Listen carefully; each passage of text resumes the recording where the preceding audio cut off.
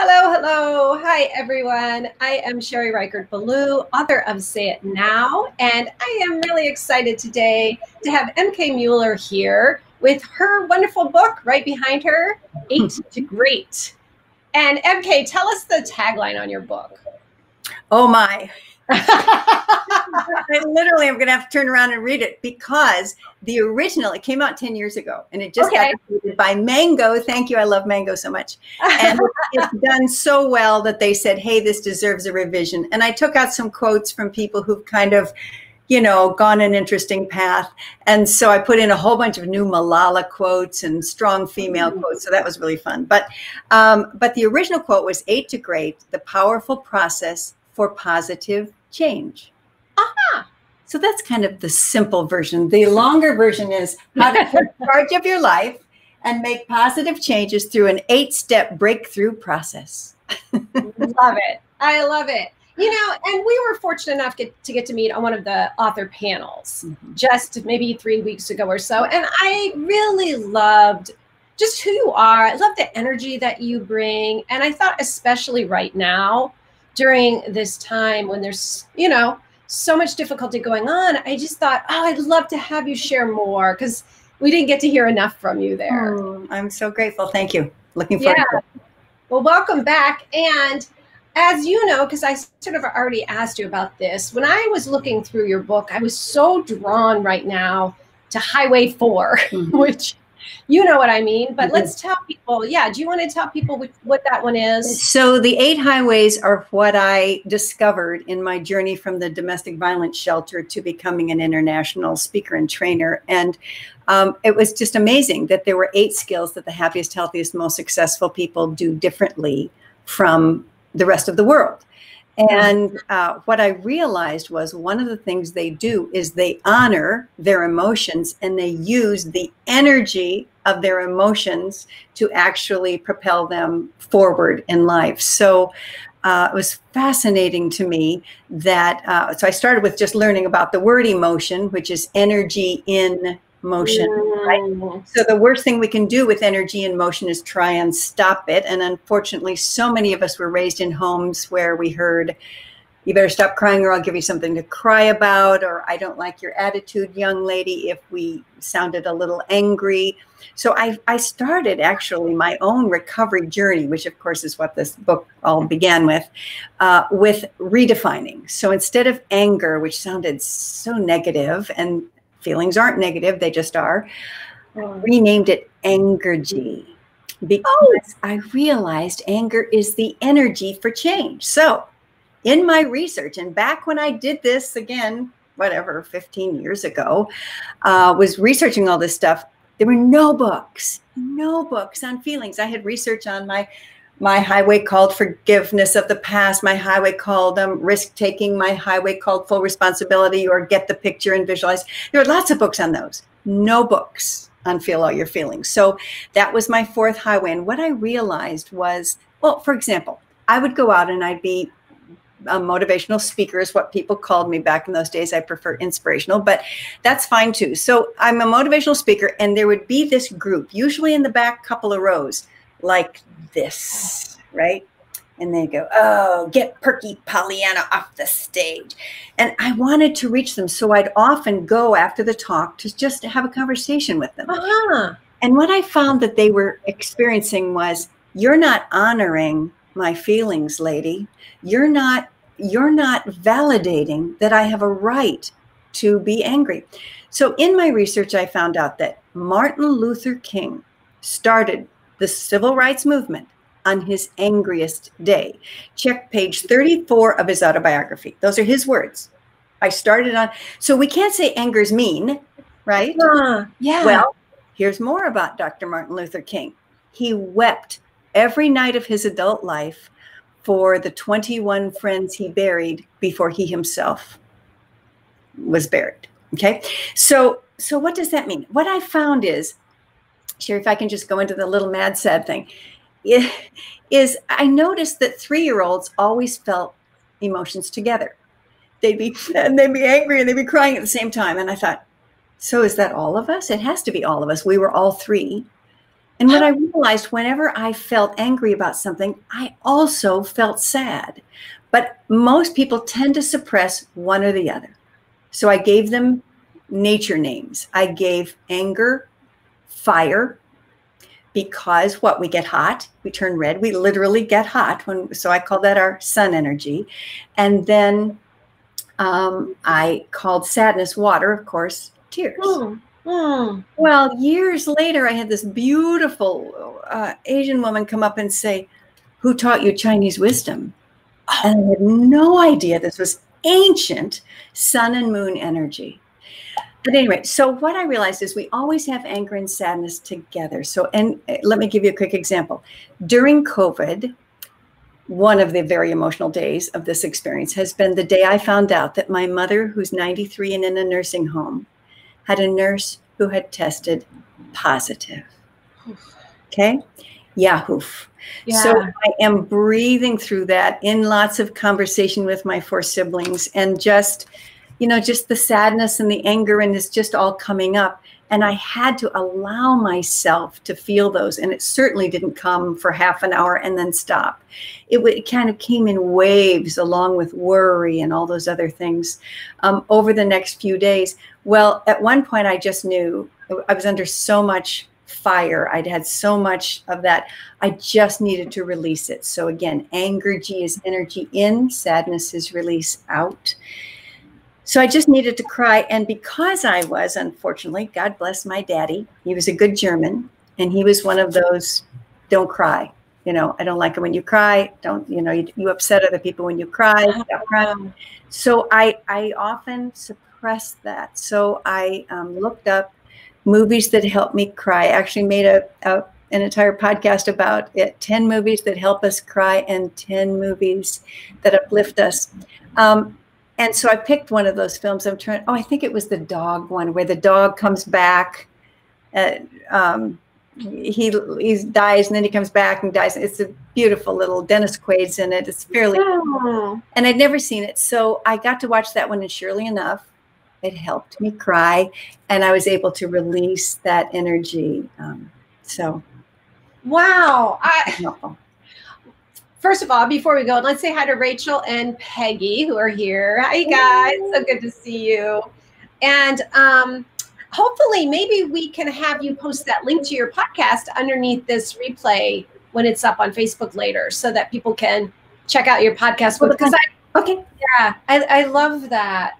And, I think it's so beautiful that, you sort of had said when we were talking about like having this conversation that we wanted to bring this one up right now. And part of it for me was also because I happened to see in the Washington Post this week, they did an article that said 34% of Americans are depressed right now. So that is such a huge high number. And I was like, oh, MK is going to be a great person, right? To help us look at, first of all, like what you're saying right now, having those feelings. Oh, look at Rachel. She said it's called A Dog's Purpose. Is that right? Oh, A Dog's Purpose. Yay, Rachel. Thank you. It was a great movie. Yes, let me talk a little bit about depression.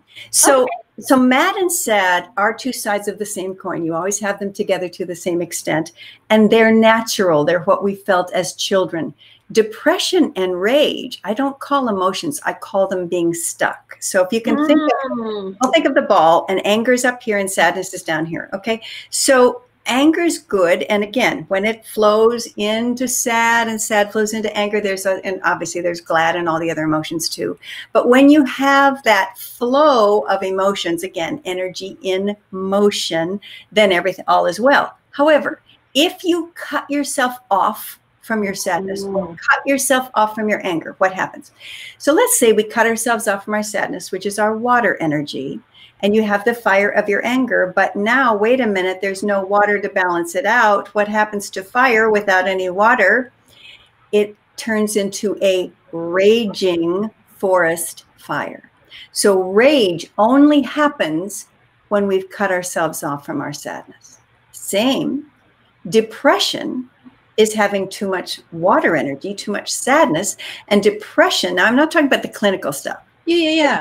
When there's, oh my gosh, that's so important to get to a psychiatrist. If you think you might have a chemical imbalance, please get professional help. But this is about, I'd say, the 90% of us who have that I would call occasional depression, situational depression, right? Which is a lot of what's going on right now. So when you have that kind of depression, it often means there's an anger that you're not wanting to honor and release. Again, not necessarily act on, but another quick story, if I could. I'm watching some special on helping kids feel their feelings, and I made time and scheduled it because I thought, oh, I wonder what they're teaching kids about feeling their feelings, because it is a very important topic to me, and I was not impressed. They're saying, okay, kids, so feel all your feelings. And they weren't really what I considered educating them. They were just encouraging them. And to me, the world could use some education about how emotions work. So I said, okay, Mary, so you can either sit here and what I call BC, blame and complain, or you can AD, act and dream. So I decided to act. So I said, wouldn't it be fun to write my own little blog or something, I don't know where I'd even post it, on something for parents to help kids with their emotions. Out of it came 3 children's stories. Also turned into a blog. I read all 3 of them on one of my podcast. And one of them was so well liked that I actually hired an illustrator. And so it will soon be some kind of a very, very, very, very simple children's book. And that's, I write adult books more than children's books, but it really helped me take the anger that I was feeling and channel it. And I'm telling you, probably my best week in these last 2.5 months was that creative, using my anger working with the illustrator. It was a blast. First of all, I didn't get to say this, but I love that you've changed, that you've coined a new word that can actually make the movement in it, which I just think is so beautiful. And that you're sharing this personal story, which congratulations. Like, not just I'm happy for you, but I feel as if this is really going to support people, right? I hope so. Yeah, I think we're looking at Teachers Pay Teachers and some other places. We're not really sure where to post it, how to share it, but yeah. And even if it was just for me, even if you just use your anger to build a birdhouse for you and that bird in the backyard, or whatever. But I'm guessing that everyone during this time is having these creative thoughts. And you might have thought, like me, well, yeah, it'd be fun to write a children's book, but I don't know where I'd ever find an illustrator. Guess where I went? Guess where I went to find an illustrator? Craigslist. You did? I mean, I haven't gone on Craigslist for years, right? Wow. Maybe some furniture a while back. But I thought, well, does Craigslist still work? I went in and I said, I will pay, you're going to laugh, $100 to somebody who wants to draw this. It's just 2 balloons talking, and I think it'd be fun. It'd be fun to work with you. Well, guess who else is bored? Yeah. Oh, MK. I got 5 people who responded. I picked one. She's a blast. She lives half an hour from me. Oh. And she's just a delight, and she had a great time. And now if we ever go to press, of course, I'll pay her much more than $100. But this was mostly for me. And I just, again, would encourage you not to but I've never done it before. Aren't we in the time of I've never done it before? Yeah. That's what's going on right now. None of us have ever done this before. So if I'm hearing you, one of the things that, and I really love what you're saying, I think that was so important, the way you differentiated between sadness and depression for us. And so 2 things. One is if someone out there is feeling that, and like you said, situational depression, there's a whole other kind of depression, but situational depression, one of the things to do, it sounds like it's what you're saying, is release energy. Is that right? Yes. So we have a little phrase, a little poem that I use in Aid to Great, which is, if you're trying to get in touch with an emotion that's kind of stuck inside you, walk it out, talk it out, write it out, movie night it out, or art it out. So walk it out. Obviously, sometimes you just have to walk. Talk it out is find somebody. There are free counseling programs online. I forget, one of them's something about a teacup, but you can just Google this, and there's just people who will listen to you. That's all they do. They just will listen. I know, it's so cool. So walk it out, talk it out, write it out, journal. And sometimes if you're not sure what you're angry about, I just write, I'm really angry right now about, and I'll write it. I'm really angry and I just keep writing that phrase until something comes out of my pen, and something always does. You can do the same thing with sadness. You just keep writing that stem until something flows out of you. It's like self-coaching, right? Walk it out, talk it out, write it out, movie night it out. We talked about that, a movie to help you. Sometimes art can be music. You can listen to an angry song, or you can dance to an angry song, or you can clean to an angry song, or you can bike to an angry song. So that, or you can get a Nerf bat and, go around and pieces of furniture with a Nerf bat. But again, it's amazing. And often when let's say you're going to hit a pillow, you're just going to hit that pillow and say, it's not okay. It's not okay. Guess what happens? Tears. Right? Because again, that's that energy, that emotion, energy and motion. And it takes you right around to that other beautiful emotion of sadness. So it is very powerful. Hey, did you see that your friends Stacy and Abby are here? Oh, they're both saying beautiful things about you. I wanted to make sure you knew that. They're both certified coaches in 8th grade. I'm very yay. MK, I want to say something else that I really appreciate about you. That again, when we were sort of having just a little bit of a conversation before we went live, and you said something that really touched my heart, and I wanted to bring into this, which is, it's one thing to learn how to express our feelings. And then it's another thing also, which is the skill of listening to other people. And I loved that you brought that up. And I would really welcome to hear some more from you on that. Awesome. Boy, did I have to learn this the hard way, right? I think, again, this is a skill nobody taught us in school. Well, unless you're in Abby's class, because she teaches it in her health class. But, hey, Abby.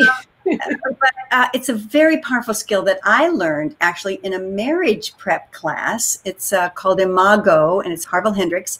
And they don't teach it this way, but I have to simplify things. So my simple formula for listening to emotions is LADI, laddie. And it's when somebody says, for example, I'm going to use a quick example of my son. When he was in 7th grade, he got in the car one day when I picked him up about 10 minutes late after school. And he slammed the door and he said, "You're always late." So first of all, could I get defensive at the word always or never? I certainly could, right? But if instead we can hear always and never as a cry to be heard. Oh. So when someone is exaggerating the facts like that, ignore the facts and focus on the feelings. Okay, when you hear always and never, immediately someone is crying out for us to listen to their feelings. So instead of saying, "Are you kidding me? I was on time yesterday, the day before," instead of doing that with other facts, I went right into LADI. "Sweetheart, let me see if I'm hearing you." A is acknowledge. So what you're saying is I'm always late. Just say their words back to them. Yeah.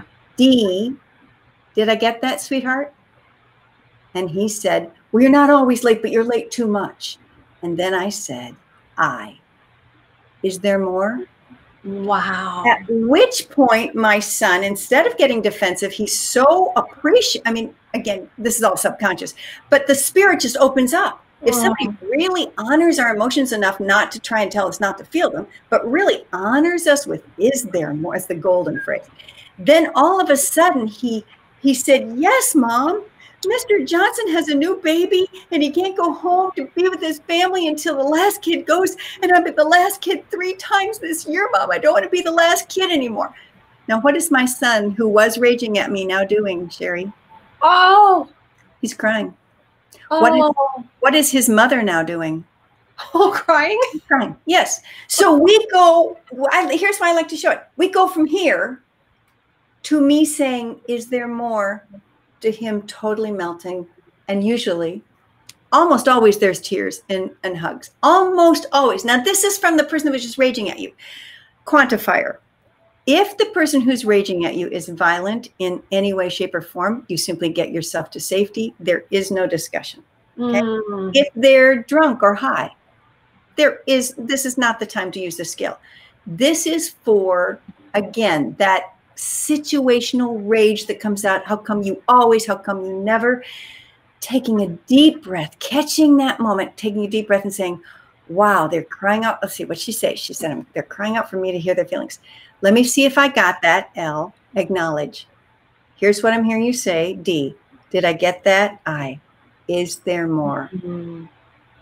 Thank you for letting me share. That's one of my favorite. Oh, that was a gift. That was such a gift. And so I love, you said you simplified it for us. And I so appreciate that, because we can remember that, and I have in these short Facebook lives that I do, I always like people to have things that they can take away and implement, not just hear something interesting, but like that laddie, is that how you say it? That's how I said it. Yeah. That is something that people can easily remember and take away and put into use right away, which, let me ask you this. So let's say that it's not a situation where someone is raging at you or mad at you or even has anything to do with you, but let's say, especially back to these times, let's say we know someone who we suspect is depressed. They're in a situational depression. It's not chemical. It's not, it's not where they need to see a therapist or a psychologist at the moment, but they need us. Do you have any guidance for how do we listen in those situations? That's so beautiful. And what a great question, Sherry. So I am going to share that I have experienced, in a way I haven't for most of my adult life, both some depression and some loneliness. Loneliness was just not something that I felt. I love being single, but I don't have any pets. Nobody's living with me right now. Sometimes I have a roommate or a kid living with me, but nobody's living with me right now. And, I did have some ways to connect with people over this time, but it was, although I like being alone, it was a lot of alone. Yeah. So I got to experience my own version of loneliness and depression. And I think that's the first step to helping others, is honoring it when it shows up in you. And of course, what I want to do when I'm lonely is I want to, for sometimes we want to eat or we want to drink or we want to quickly, whatever. And I just had to just kind of sit with it sometimes. Just say, wow, this is what loneliness feels like. And I'm just feeling it. And this is not anything I'm ashamed of. It doesn't mean I'm unlovable or unloved. It just is what it is. So just honoring that. And then I think we're in a better place that when we hear loneliness in another. So I actually have two different friends who are kind of where I am right now. They're single and they're alone, living alone. And so I've reached out to them. I don't know if they're feeling lonely or not. I simply know that in our conversations, sometimes, we'll just kind of share we're really anxious to get back to our other lives, which just right now for a couple of us, it's just not possible. So, so I am kind of going into the action mode. I'm hearing them and I'm saying, I love you, friend. Know that you can call me anytime. I think that's important. Both of these are I call them 24/7 friends, and I don't have very many of them. But both of these are absolutely, I love them so much. There's no way I'd ever want them to say, oh no, she's sleeping, I shouldn't call her. No, call. But secondly, I've invited both of them separately to say, hey, could we do something together?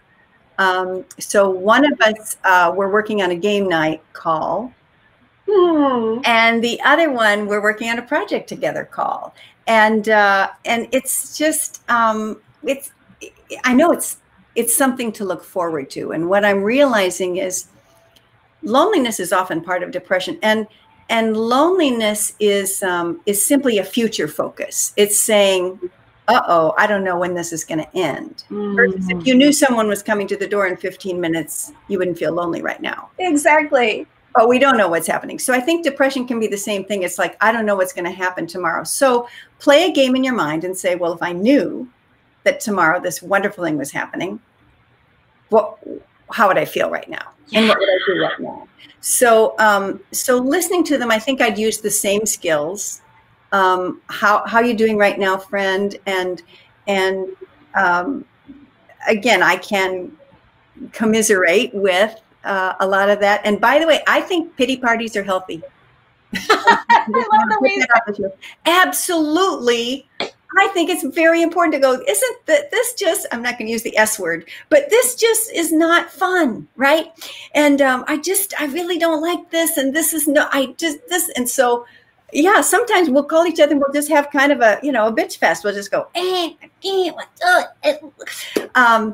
and I have one friend who's very political. So sometimes she wants to call and rant and rave about politics. And while I don't do it on my Facebook page, I allow her. Yeah.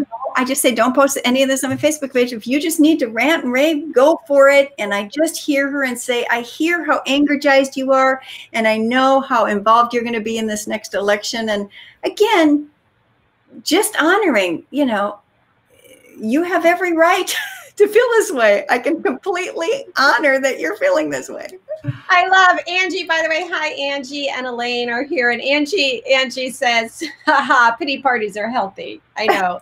I love that. And it's a part of everything that you've been bringing to us today, which is about, not squashing our feelings, because that it might in a moment feel like that's the right thing to do, or that's the healthy thing to do. But what I hear you saying is let it out. When you were talking about a pity party, I was thinking back to that 3-year-old. 3-year-olds, they feel it, right? They have it.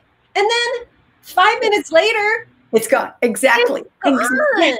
Yeah. And I feel like if we could allow ourselves more of that, it would, like you keep using the word movement, energy. Yes. It would move through us. Exactly. And 3-year and 4-year-olds don't have hemorrhoids or migraines. And I think it's healthier. We say, well, I want to be healthy. I don't want to catch the COVID. Well, one of the best ways to be healthy is to be healthy emotionally. And again, not to get all stuffed up and constipated emotionally, right? And just allowing ourselves to feel those feelings. And if your spouse isn't the one that can hear the emotion, then, journaling or finding a friend or starting. I have a women's group that we get on the phone every month. So just, you might want to just find a friend and say, hey, do you want to be my tell it like it is friend? I don't know. Yeah, I like that. I know. I always say I like come as you are parties where people just get to, you just get to be who you are. Yes. And, I really want to appreciate you for what you just did as far as role modeling for us, that there's nothing shameful about going through moments of loneliness or anger or depression or whatever, right? And I love the way that you brought that into the conversation, sharing your own story. And people who know me, know my own stories. I'm no stranger to the darkness at all, so I think it's one of the things that why exactly what you were saying, why I got stuck in it so long is I didn't allow it. And then it's like, so there's so many things you've brought that I'm so grateful to you for. Sherry, I want to honor you. You are one of the most affirming people I've ever met. You keep telling me, one of the things I appreciate about you, another thing I appreciate about you, you're so good at that. I feel very appreciated. You are. And thank you. I kind of feel as if, not kind of feel, that is part of my real mission in life is I do feel that what people most want is to be seen. We just want to be seen. And I try, and I love it. It's not that it's work at all, because I love people, and especially when they're like you, right? But so thank you for that. And I really appreciate. So our time has flown by, MK. Is there anything that we didn't get a chance to cover, or something that you felt like you really wanted to share? Just these last 30 seconds. I think I would say that all addiction comes from emotional suppression. And if you ever get to go to, in fact, these are open and they're online. You can go to open AA meetings, open Al-Anon meetings. And if you ever go to those, you'll notice that people are really honest with their emotions. And that's because not being honest with their emotions is what got them stuck into addiction. So it truly is an amazing gift to ourselves and to others to allow them their anger-G and their sadness to allow ourselves, to allow our children and our grandchildren. It's a huge, huge gift. So I'm so glad that was our topic today. Thank you. Oh, everything you said, and I hope you can see Angie and Rachel and Peggy are all just singing your praises. Oh, Elaine, Abby, Stacey. Yeah. And again, thank you for your time today. And thank you to the people who joined us. It was so much fun to have people here. And, I know that sounds kind of weird. It's fun to talk about, because this was a hard topic, but you really made it accessible for us all. And you made it so that, like I said earlier, which I think is so important, it's out in the open. We can have a come as you are party and all be in it together and share wherever we are. So, and thank you to Mango for republishing 8 to Great. And my podcast is MK Mueller's Positive Powercast. So feel free to go in and check that out. Yeah, and I'll encourage you to post the link below too, so that people, it'll make it really easy for them just to click and visit your podcast. Will do. Thank you, Sherry. Thanks all, everybody. Love you all. Happy Friday, everybody. Bye-bye.